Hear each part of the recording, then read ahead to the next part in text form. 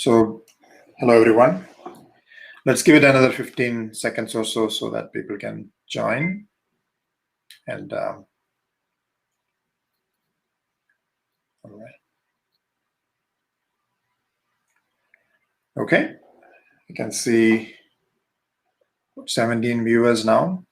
Okay, let's start, Sanjeev. Hello everyone. So thanks for joining. So today, Sanjeev and I, we are going to cover Postgres Master Slave deployment on Kubernetes. Sanjeev, you want to kind of give an idea about what the agenda is going to be? Sure. Thanks, Rajat. And hello, everyone. The Postgres, as many of you know, and you're joining, definitely you must be interested running the Postgres on a Kubernetes cluster. What we will be covering today, running Postgres containerized in master and as well as the slave format. Now, what does the master slave means? Like if you are running a production database, any RDBMS, you need to run it in, I would say, the complete DR and the resilient manner. And that is where the concept of the master slave comes to the picture. You have to have a database which is you're writing transactions. And at the same time, you have to have a second database, maybe in the most likely in the read-only mode. That is how most of the transactional RDBMS works. And it is available for you to do some reporting out of that, and at the same time it has to be the exact replica getting like updated synchronously or asynchronously. That depends upon the configuration, and that is what the slave stands about. So master is your transactional database, the slave is your read-only database, and we will show you live that you commit a transaction on the master and it is getting reflected live on the slave database. So that's the workshop is about. A lot to uncover today. So let's get started. Thanks, Sanjeev. So before we start, let's give an introduction of ABZ and what we are working at Cloud Control. So can you give us an overview of what ABZ is all about? So ABZ is our platform, the Cloud Control ABZ platform, with a vision that the cloud and the modern technology adoption.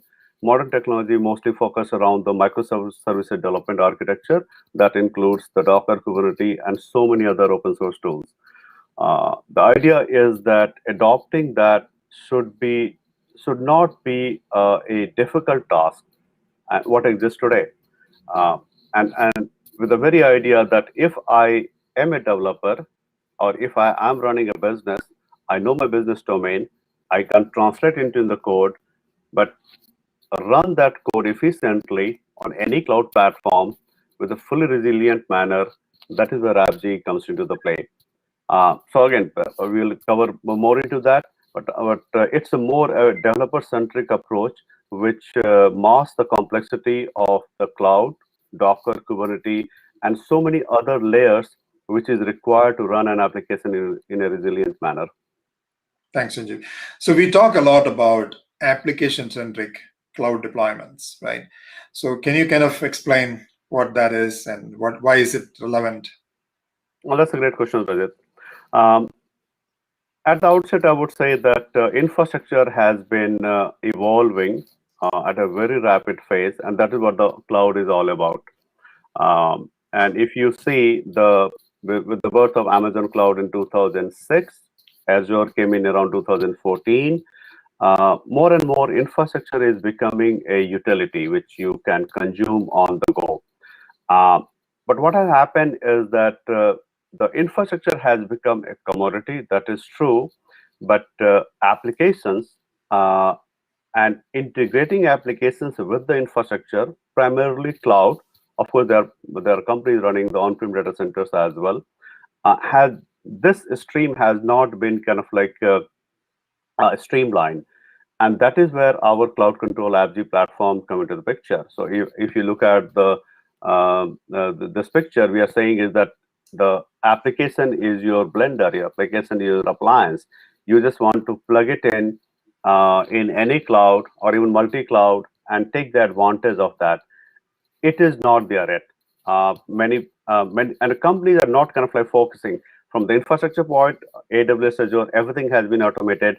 But from the application side, is there an easy plug which can take your applications, take it from your source repository, GitHub or Bitbucket, wherever you are keeping the source code, and plug it into the cloud? That is what our platform is all about. And that's why we call it like this is application-centric. So thanks, Sanjeev, again. So now when it comes to the value of AppZ, how do you explain what customers are today? We have several customers using AppZ in an application-centric way. Can you give us an idea of what the value is to a customer? So again, the value always comes in the terms of the time, the security, and the cost. With the AppZ platform, you would be up and running whatever cloud you choose. We are available in all the cloud. Our customers are running in all the cloud. In some clouds, we are available in the marketplace itself. So it's kind of like a few clicks and AppZ platform gets built in your AWS account. That's AWS. We will be going into other cloud as well. The idea here is that the AppZ platform gives you the speed, gives you the agility to adopt cloud, or even kind of like on-prem infrastructure, you can go faster with the AppZ platform because it is application-centric. The next is the reducing the risk. That's a big thing. As a developer, if I start downloading the open source components from multiple places, I do not know what I am getting into or what I'm getting. So that is where our AppZ platforms kind of like come into the play and gives the base images. We call them like AppZ stacks. That reduces the risk. And also the overall infrastructure on which the applications will be running, we create a complete the secure zone, the secure landing zone, as we call it in the cloud. That reduces the surface attack surface area for the cloud to run the application in a secure manner. And with the agility that you get and the security, of course, the cost gets reduced because your time to market is fast, and you are making an optimum use of the cloud. You know what you are getting, and not kind of like so many other extra services which may be costing you. And so there's more to. So at the high level, like a speed, the security, and the cost. That is what the value of AppZ is. All right. So now let's talk about behind the scenes. How do we achieve this application-centric approach, and how are we adding this value? How are we adding this the security and the speed and the agility? Can we touch on that? Sure. So this picture shows the workflow, that how AppZ platform works. So the platform is in the middle, and on the left-hand side, we have our stakeholders, our customers, and we have, as you can see, there are two personas. One is a developer, and another is an operation. As a developer, I may be writing the code in my favorite language, Java, Python, whatever that may be. As an operation team, I may be changing infrastructure, and that infrastructure could be cloud, that infrastructure could be on-prem. And at the outset, I would like to say that we are Kubernetes first. We have Kubernetes, but we do support the virtual and the bare metal and other type of infrastructure from the automation perspective. So at a very high level, as a developer, as an operations team, I make change either in my application, or I make a declarative like change in my infrastructure, and that change is going into the GitHub or GitLab or wherever the customer is keeping the repository. That change gets merged with the AppZ stacks. As you see, these are the template. So our approach is that whether it is your application or your infrastructure or your policy, everything has to be templatized, and any change against those should come in a declarative fashion. But how to implement that? That is where the template comes into play. And AppZ stacks is something which makes the operation and the development more like the application-centric, the development-centric.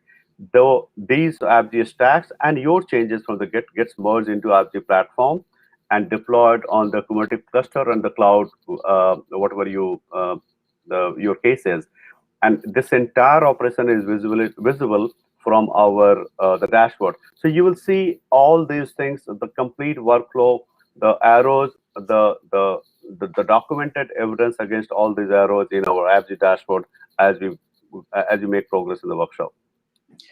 And we talk a lot about the unique selling point. I think you mentioned that these tags. So today we have customers deploying into Kubernetes with zero Kubernetes knowledge and zero knowledge about the underlying images. Can you kind of touch on how we are achieving that? And typically for onboarding a new application, how long does it take because we have this platform and these tags? That's a great question, Rajat. And as I said earlier,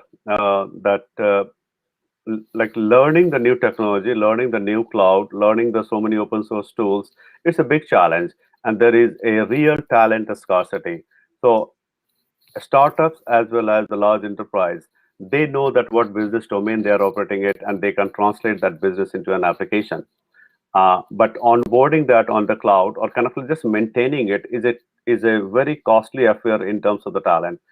Our AppG platform kind of like the mask the complexity. So you just focus on your application, and we take care of kind of like getting it deployed and running in a resilient manner. And that is where the AppG stacks come into the place, where these are the templates. We have more than 150 of them, and it's a growing list.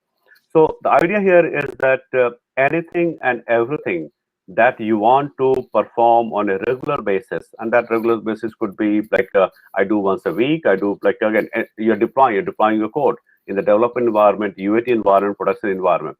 Any operations, IT operations that or application development that you are changing on a regular basis, it can be automated using the AppG stacks template, and kind of like and with a very efficient manner, without having the knowledge of the underlying infrastructure.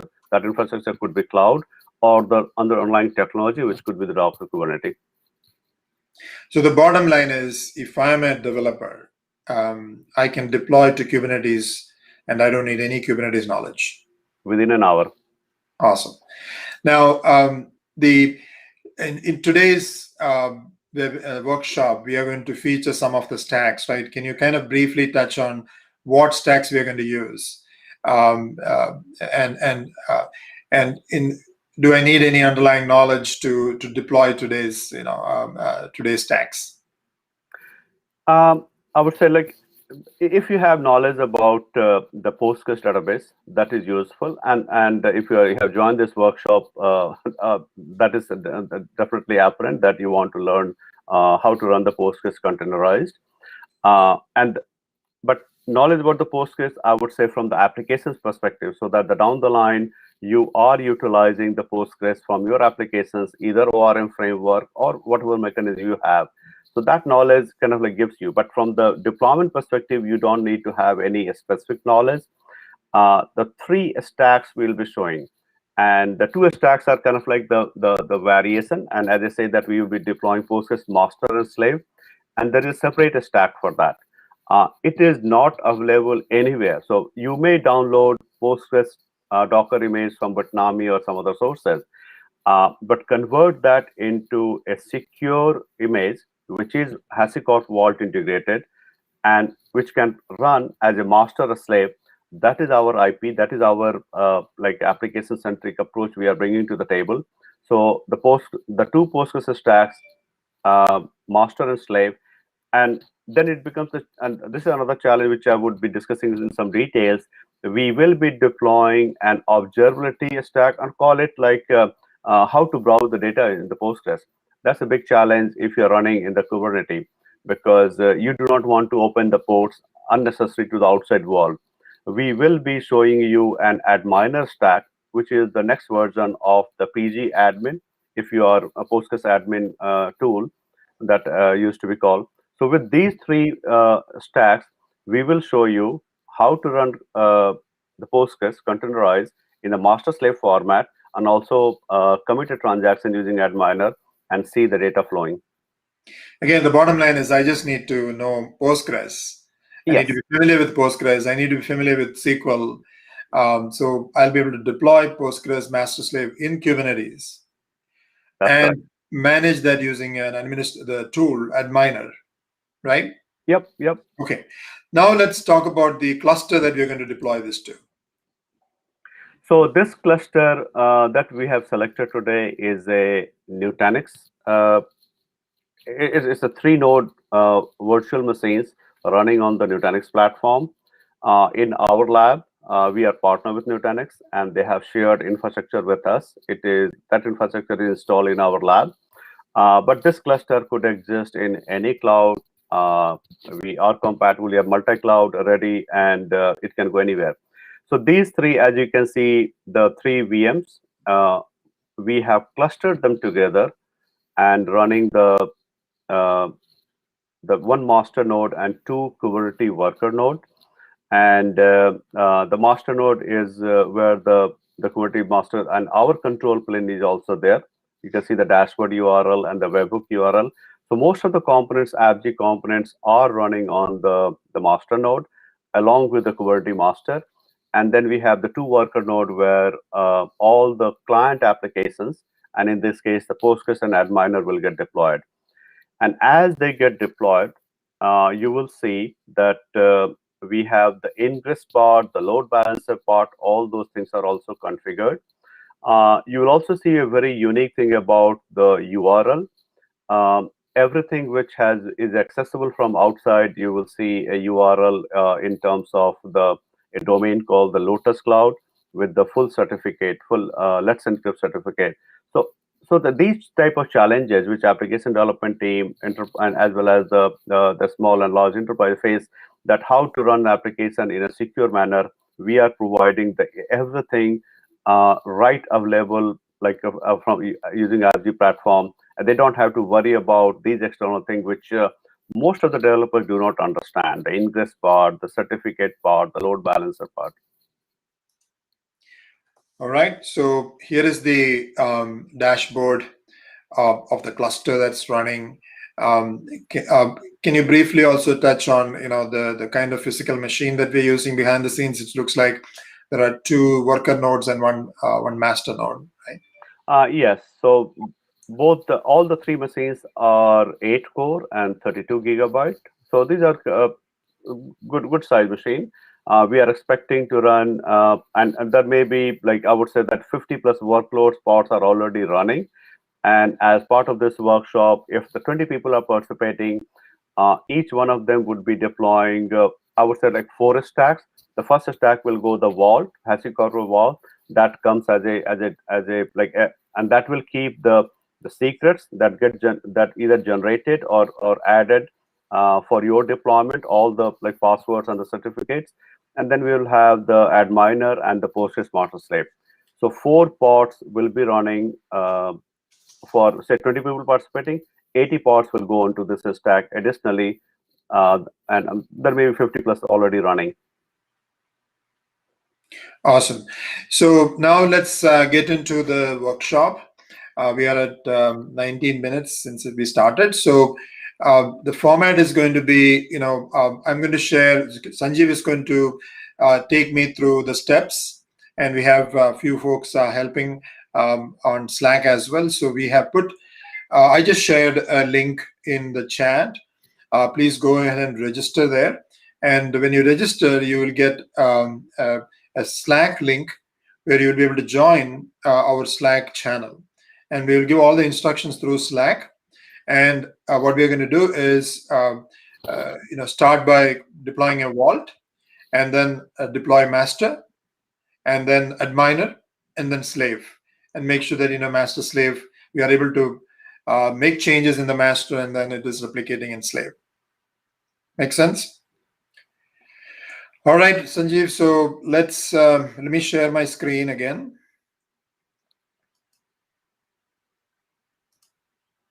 All right. So please go ahead and register and say hi. Once you are signed up, please ping us in the AppG workshops channel in Slack, and we'll post the steps there.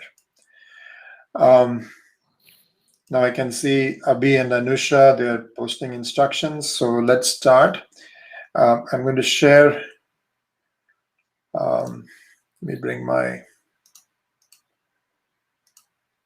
So the first step. So Sanjeev, so why don't we start by explaining the steps? So I'll share my screen and then show that. Yep. So first. At the outset, I would like to say that whatever we are doing in the workshop, most of them, like most of the URLs that you'll be using are public URL, and you should be able to build your own platform. We are available in the AWS Marketplace and do the exact same thing by yourself. So, and if you are using any other cloud, reach out to us. We will be able to establish the platform within an hour. All right. So I have already filled in the form. And so once we fill the form, you can join Slack. I know a couple of folks joining already. And our team will send you an activation link. And clicking on that activation link will get you access to our dashboard. So I'm going to log into the dashboard now.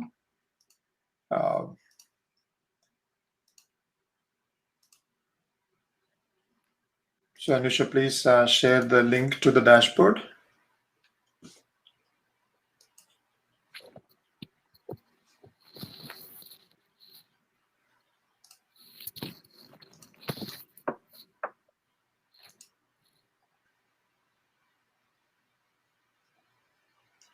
So I'm almost there.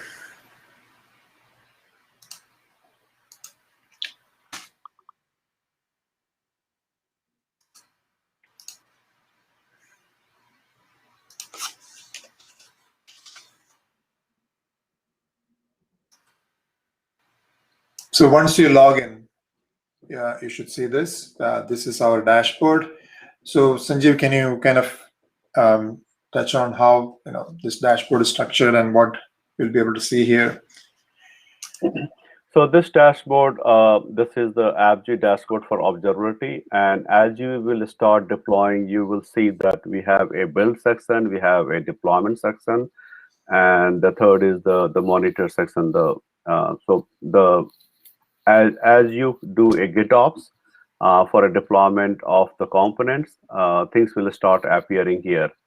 And it will have a lot of rich information in terms of that how your applications is getting built with the full traceability, the deployed. We are creating the Kubernetes manifest on the fly.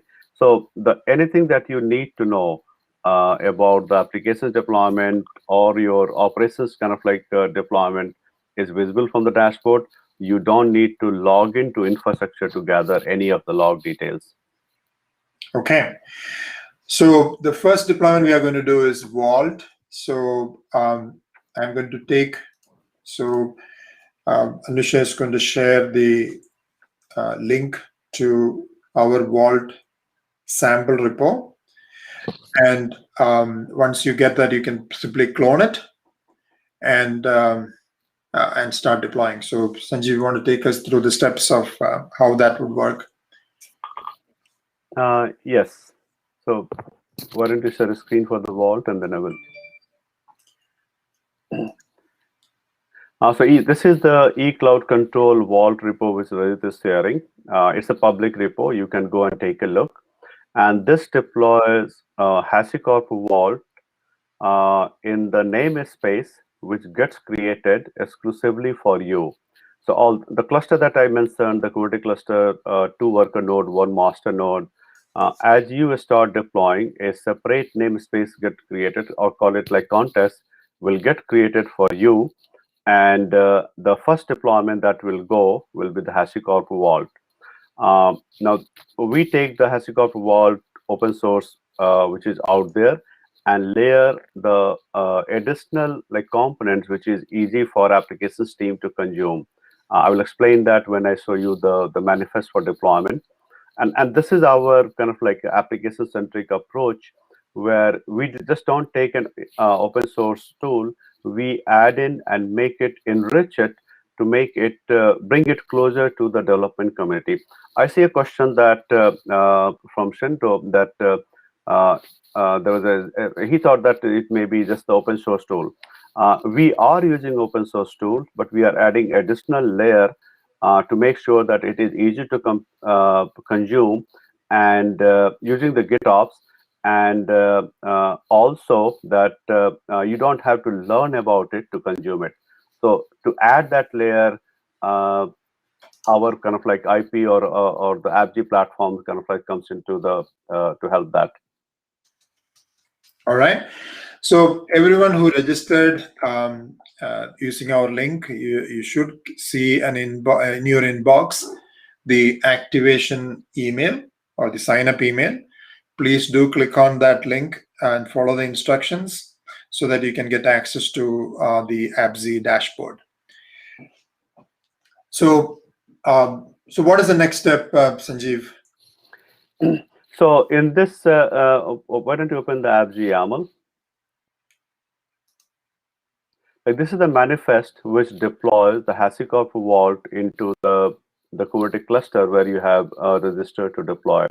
You will be making two changes. One would be the notify section, and another would be the context that you would be deploying. The notify, you put your email and you will get notification that when the deployment is complete, the build part as well as the deployment. And under deploy, you see the context.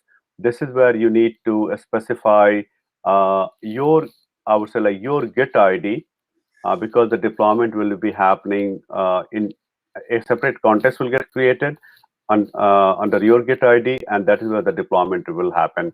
So with these two changes, you will be doing a commit.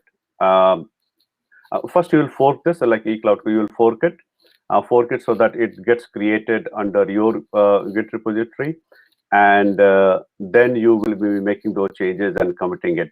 One more step would be there to add the webhook integration, so that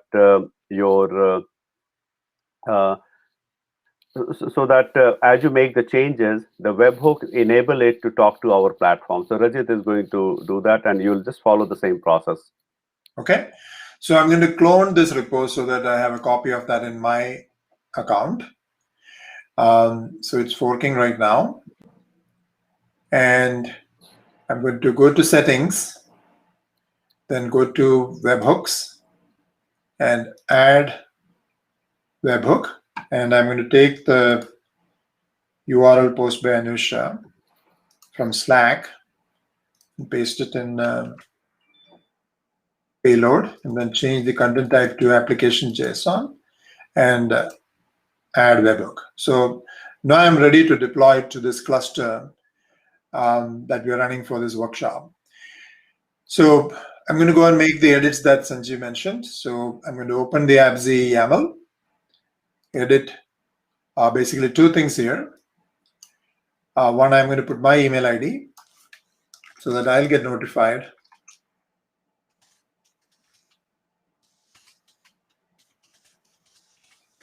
And I'm going to change the context to my name. So that's the same as my account Git account ID. So now I'm ready to deploy, right? Yes, and just while you commit, I'll say, if you look at the property sections, we have the enable auto password. So these type of features we have enabled. That way, as the workload is getting deployed, in many cases the password will get generated. So in this case, as you deploy the Postgres, some of the Postgres passwords will be auto-generated, and our team will be sending you the password to the login to the database. So it is this type of rich feature that we offer through our platform, and kind of like we do the stack engineering to help development team not worry about these things. As you can see, that none of our passwords you will see is in the Git. We want to avoid any that type of practice where you store the passwords in the Git. Git is not designed for that, and it is not secure at all. Okay, so at this point I'm going to commit. Yep. So I have commit So this triggers the deployment. So kind of while this deployment is happening, can you kind of walk us through what is happening behind the scenes, Sanjeev? Sure. So in this case, you may be wearing the hat of a developer or operation, you simply want to deploy a HashiCorp vault in your namespace.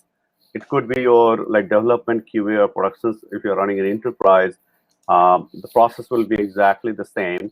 And in this case, you simply clone the repo, fork the repo, and make a simple manifest change to deploy it on the AppG platform.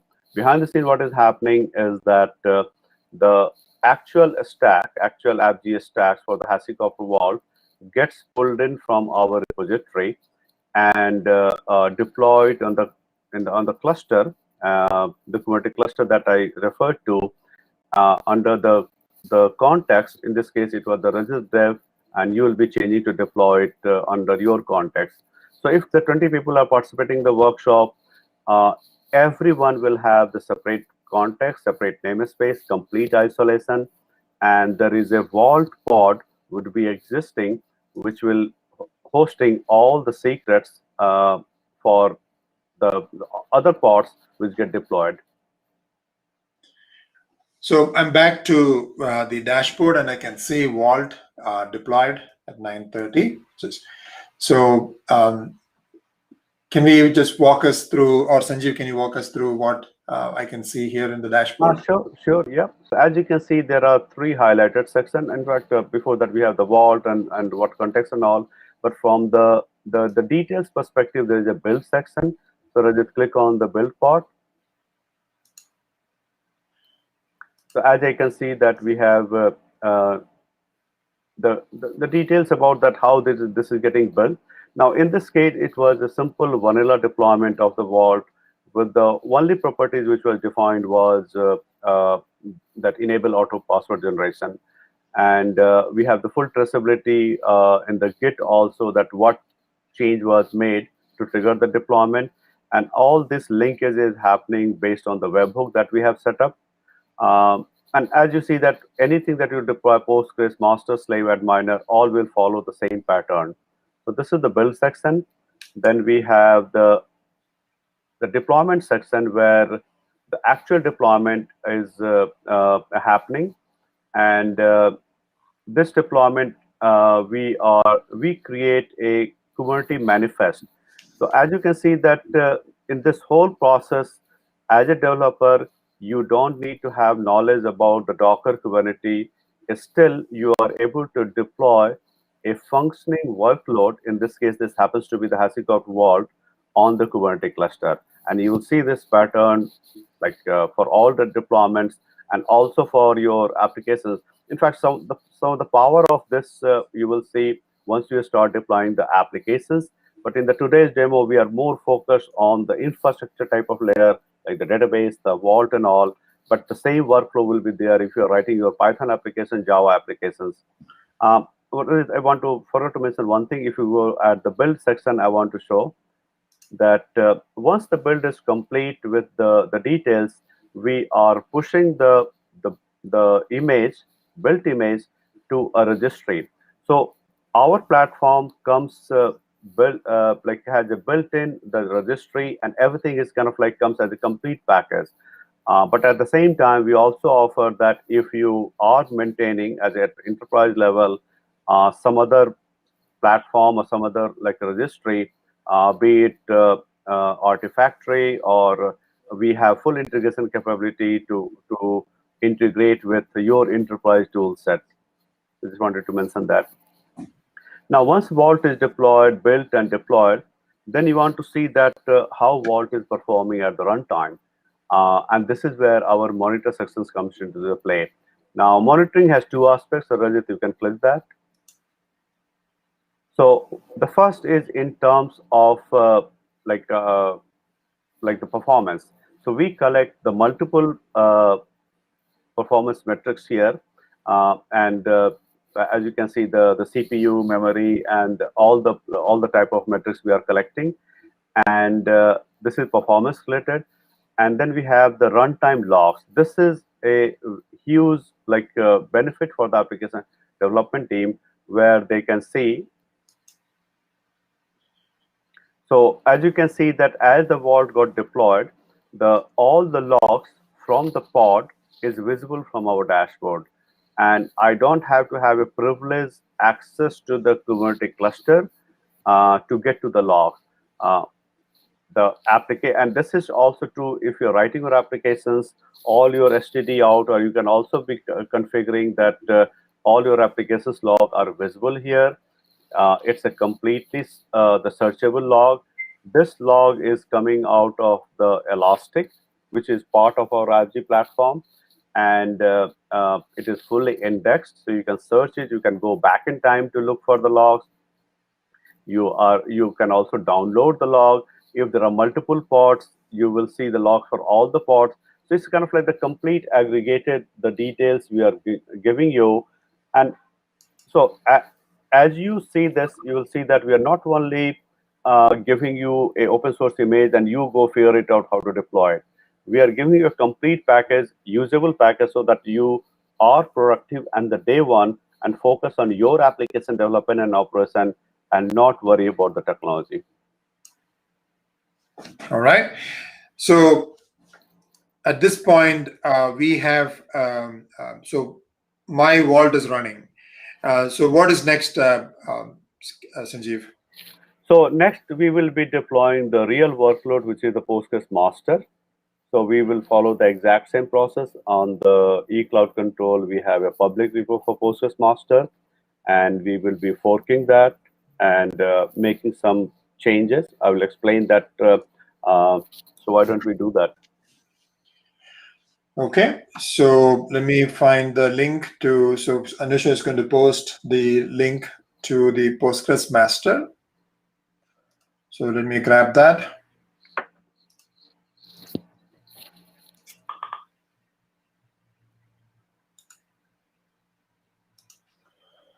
So I'm going to the Postgres Master in the sample repo. So I'm going to start by cloning it, right?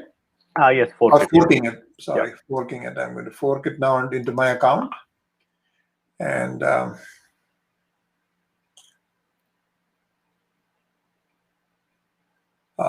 so let's make the edits in PgAdmin. Yep.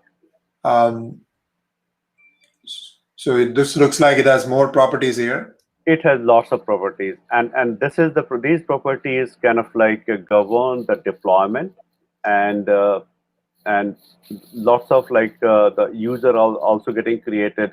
So we'll make two changes, and we'll take some time to explain that, Rajat. So why don't we make the first change? Yeah.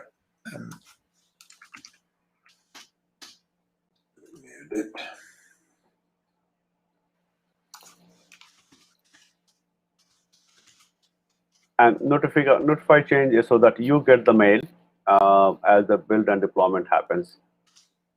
And this is the context change so that it is gets deployed to your context or your namespace. Okay, so I'm going to commit now but I haven't added the webhook yet, so I'm going to save it. So it's committed. So, that's right. Yep. Yeah, go ahead. Let's add the webhook also. Okay.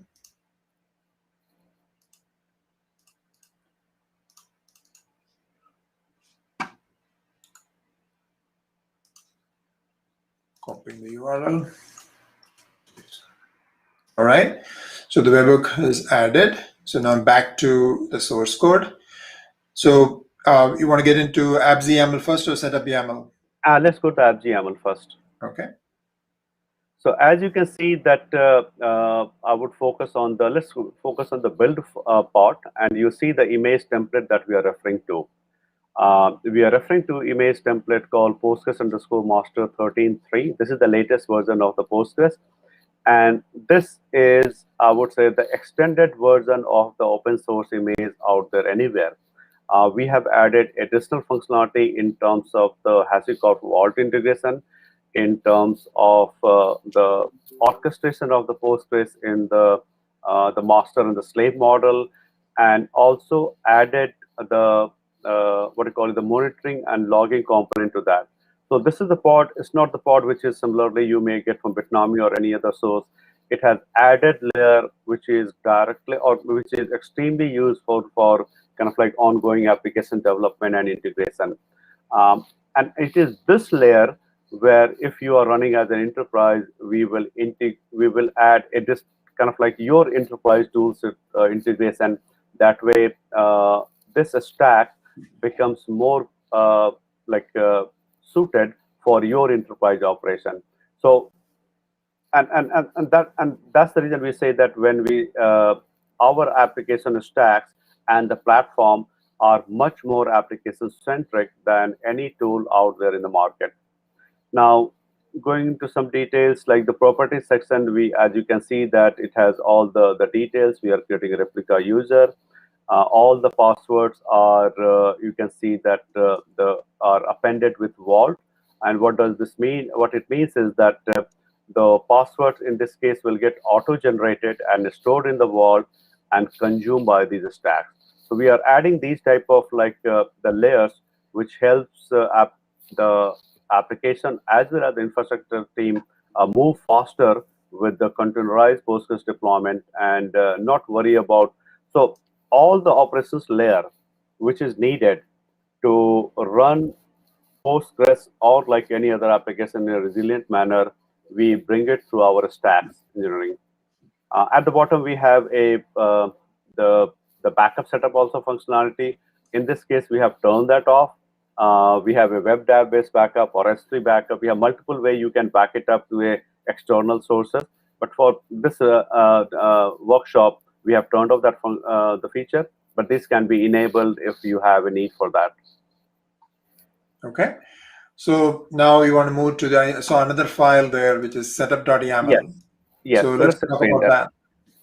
Now, if you build a Postgres database or even you create a AWS like RDS Postgres, one thing that is missing is that then you have to log into the database and create your the database, create your user, entitle it, put proper ACL, and maybe do some the backup and restore, like those type of functionality. We bring through our manifest all these in a very declarative manner. As you can see that we every database or any kind of the persistent RDBMS that we deploy, we have a concept of the setup.yaml, which using which you can add the user that you want to create, the database you want to create, table space, a schema.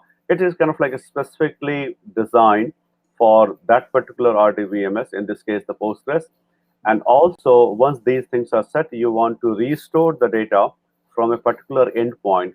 In this case, you are restoring the data from, again, this is also a public URL. It is sitting on our site, the dump of the database, and that you are restoring in the database you are creating. So these type of functionality which is needed, kind of like the seeding of the database so that it becomes useful for the application.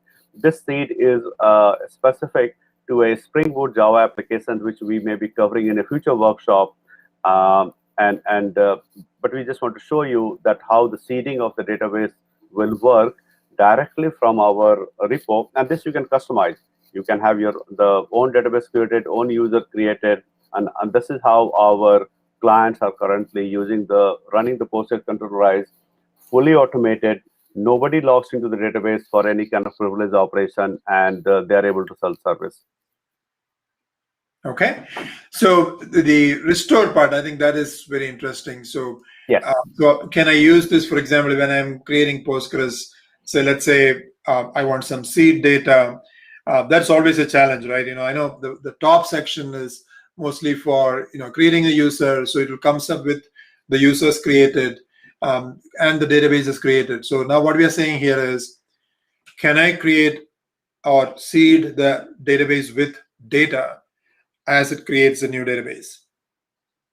Yes, so this is a very crucial part, and the seed database creation, we have also done some protection around it, because this repo, as you have, and after forking, you may be running multiple times as you are doing the upgrade from 13.3 to 13.4.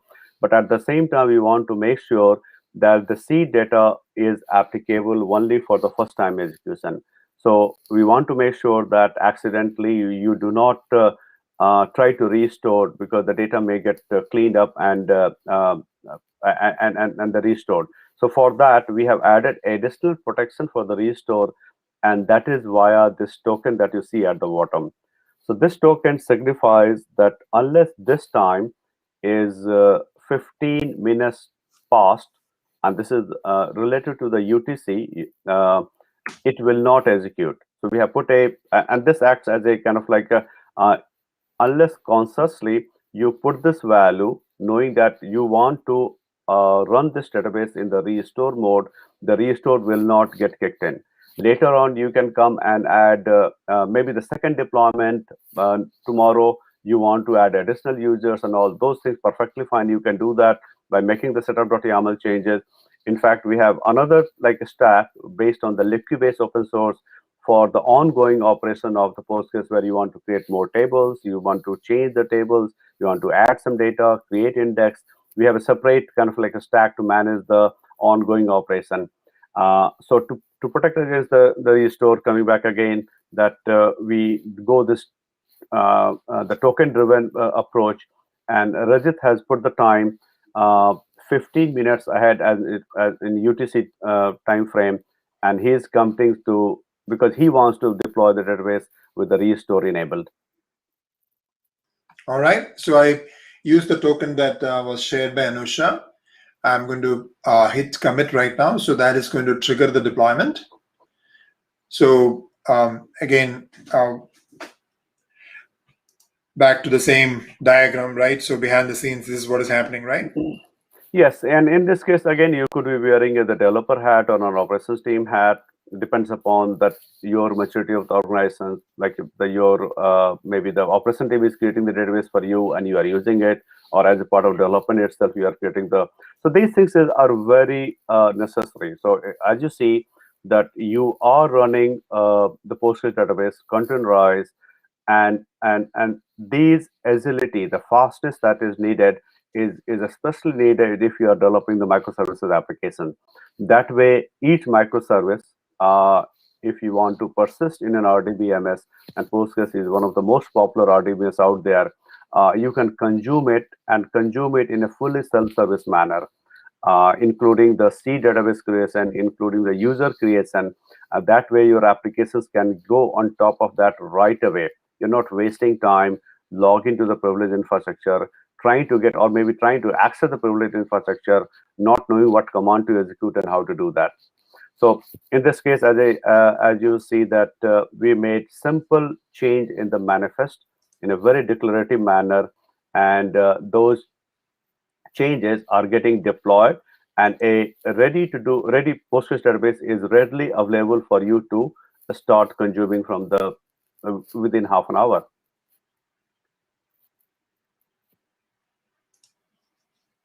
Right, looks like it is deployed. Now, so in order to, as we discussed earlier, the next item would be Adminer, so that I can see what is in this database, right? Yes, and let me give a. That's another challenge which we face. In fact, again, I was again, it's not like recent.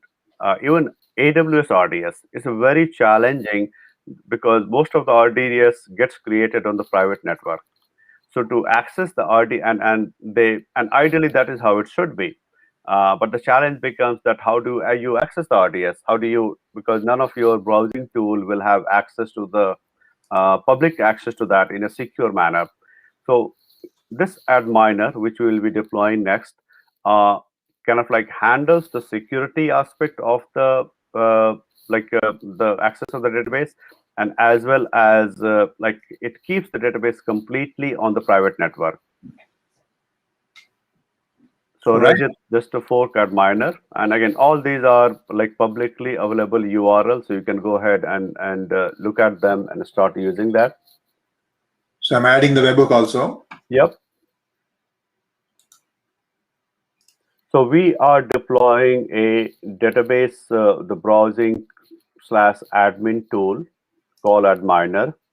That Adminer is also getting deployed on the worker nodes of the Kubernetes. It will enable talking to the Postgres database, which we just deployed master, and you would be in a position to browse the database in a secure manner.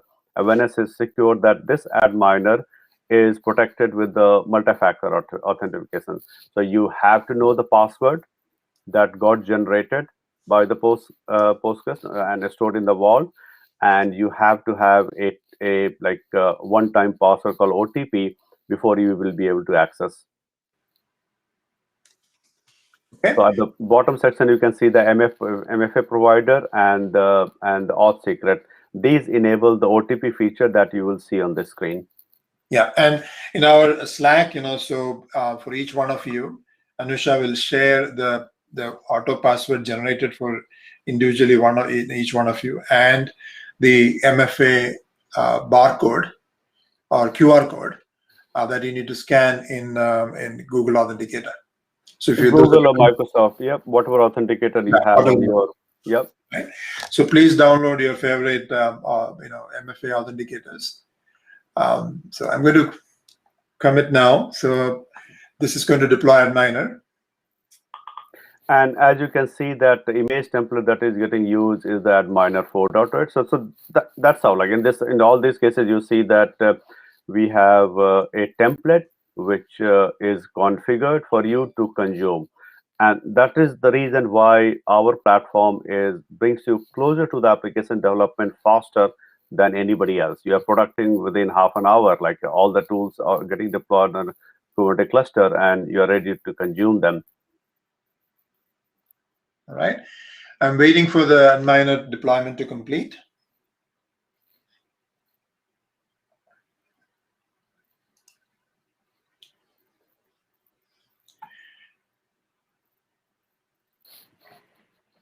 And as I said earlier, this is a big challenge in terms of like how to access the database.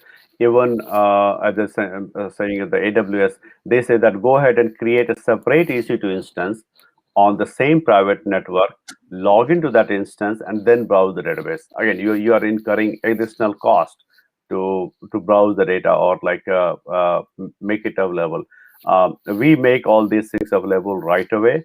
One thing to mention is that you may also create as part of your setup.yaml when you are getting a read-only user that you can safely share. So it's a read-only user and it is MFA protected.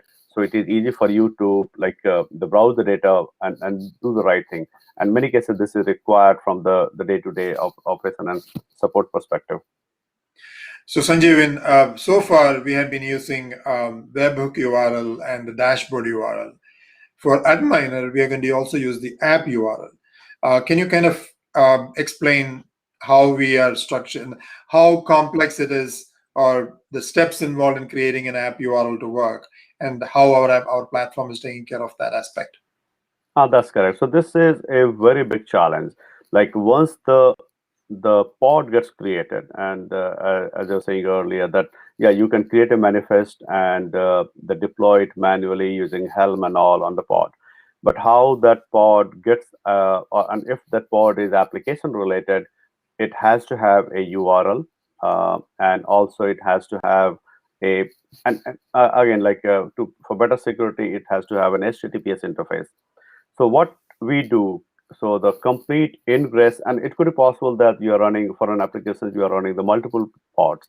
So we take care of all those things using our ingress controller, which creates a URL on the fly and also make it HTTPS. So you'll see that magic.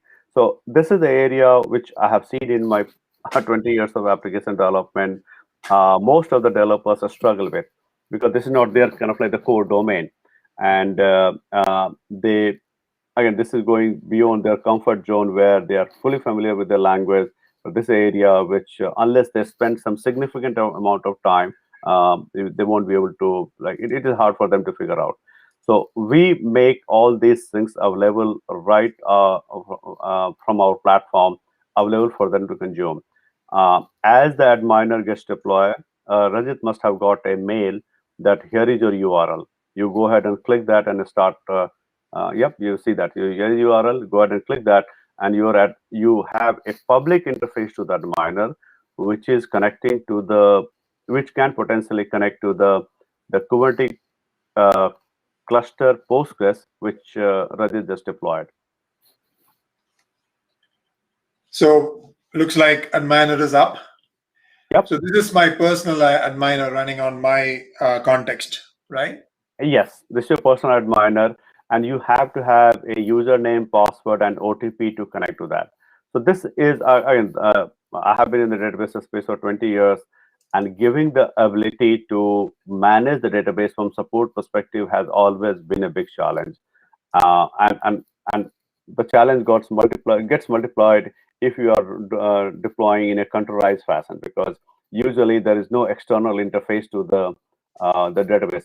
So in this case, the adminer will be talking to the Postgres over the private interface, because this adminer is also sitting in the namespace, and it has the many layers of security to make it able to connect to the database and present and look at the data.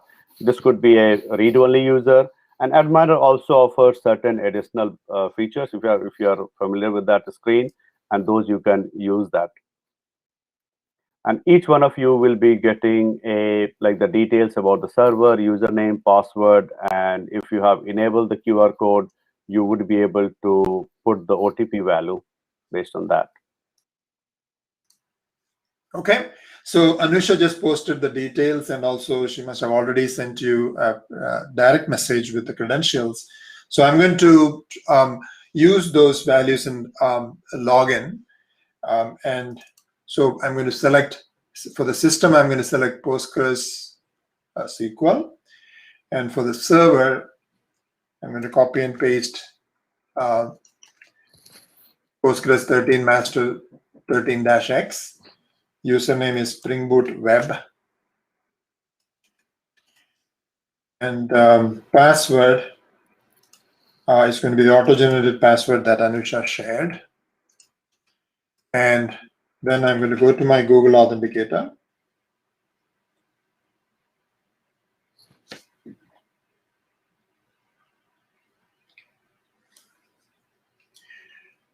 Grabbing my key. Waiting for the next key to be generated.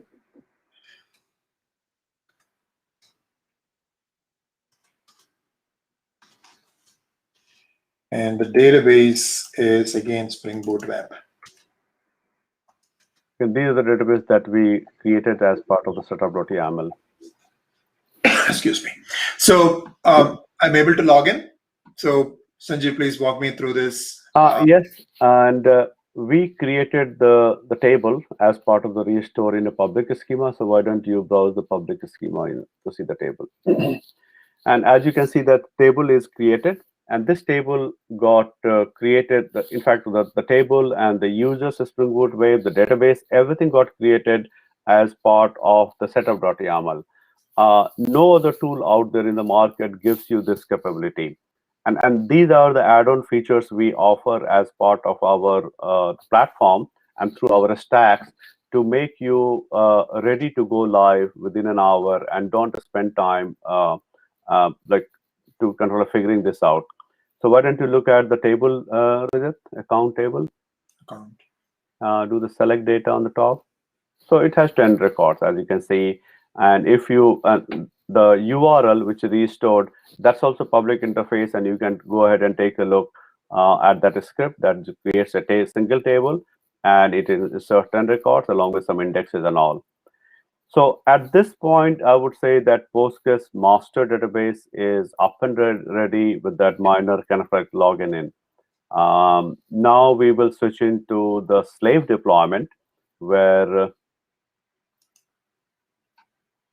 so let me grab the slave URL.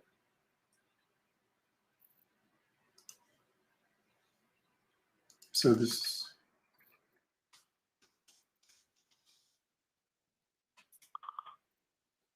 Okay.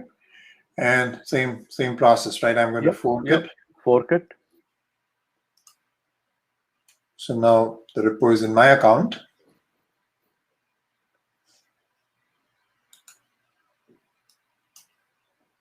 Setting the webhook. And so what you're saying here is that if you're building a microservices application and you will want to build 10 microservices, and each microservice will have its own database, what we are offering you is that the 10 microservices database will be up and running with their respective seed database or seed user and all will be up and running within an hour. So that type of flexibility, and everything is right out the gate. You don't have to log in anywhere to do that. Everything is complete auditable, and we have you have a full the details like how the deployment happened and an ongoing basis. So the whole idea is that to operationalize Postgres, or for that matter any RDBMS at the enterprise or even at the small scale level, you need these kind of like operation template, I call them, which makes your life easy to manage it and don't spend too much time on that. Let me quickly explain this one. So this deployment that you are doing definitely be required from your QA and the production onwards. You want to have a database, and this slave deployment, although we are not configuring it here right now, but it's a very easy with our template to configure the slave deployment to go to a different region, or you can point to go this deployment to part of the cluster which is running separately or anywhere else. So, and you can also have the multiple replica of the master database. So this database is continuously getting updated based on any change happening in the master database, and that's what its purpose is. This database will be in the read-only mode to start with. Can be made to write if any kind of like the DR scenario where you want to switch to the read, switch to this one, or this database can also be used for your ongoing reporting where you're not posting the transaction, you just simply want to read it and distribute the workload across the multiple read replicas. All right. So, Sanjeev, do you want to talk about the some of these parameters here and why it is important? That's correct. So as you can see that now this is something which is not available anywhere in the open source, and it's kind of like our IP and make it more application-centric and user-friendly. You are just simply like changing in the manifest. You are pointing the Postgres master host where it is, the password, so that there is a separate user also getting created for that. It will look up to the master and continue getting replicated. Now, one thing I would like to mention is that some of the technology that we are using are RDBMS specific. So we have the similar kind of things for the MariaDB and the MySQL and all. So we use the like RDBMS as prescribed the technology to create a replica, and we simply automate using the manifest that we are presenting to you. So this gives you leverage that you don't have to spend the time like the DBA's time, that a lot of like learning to happen. Everything is available to consume right out of the gate using our template that we define. We have our clients and they are using 5-6 Postgres related stacks only to operationalize their complete the day-to-day operations and ongoing development. Okay, so I'm going to commit. Yeah. So this is going to get me the slave deployed, and I'm assuming based on this configuration here, Sanjeev, so this is going to automatically connect to master and start replicating, right? That's correct. That's correct. All right. So I'm going to go back to the dashboard. So actually, I was going to look at the email to make sure that it got deployed. Now I'm going to open the link again. So we want to keep it side by side, right? Because we yes. So let's open another adminer window because I want both again. So this adminer is deployed in your namespace. and it is available for you to browse the Postgres database. And you can, if you look at in the drop down, it supports the MySQL. There are so many databases support. So like single adminer you deploy, and it is serving you the need to deploy if you are using multiple RDBMS as well. So I'm changing the server name to Slave this time. Yep. And I'm this using is the service name for the Kubernetes pod. Okay. And I'm using my auto-generated password.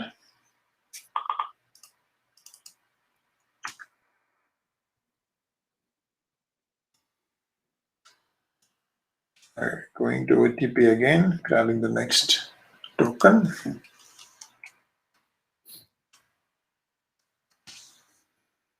Database is Springboot, right? My code changed, so I'm going to change the code.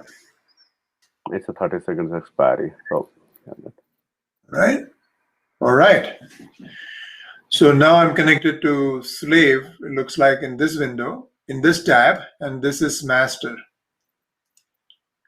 So at this point, Master and Slave are up and running. They're both sharing the secrets through Vault, and it's replicating. So why don't you look at the public schema and make sure that we are able to browse the table on the slave side, is it? Yeah, slave side, go to public account and select data. Yep. All right, ready to test the application? Yes. So like pick up a record and say that if you want to make an edit.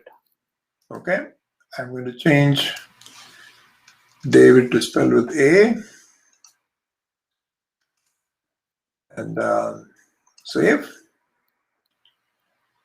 So I can see that the record got saved on the master side. Let's go and reload. All right. So on the slave side also, it's now updated and it's replicated. All right. So any other edits we want to do? Maybe add a new record. Yeah, let's add a new record. Okay. So new item. So I'll add it as the 11th record. Name, let's say.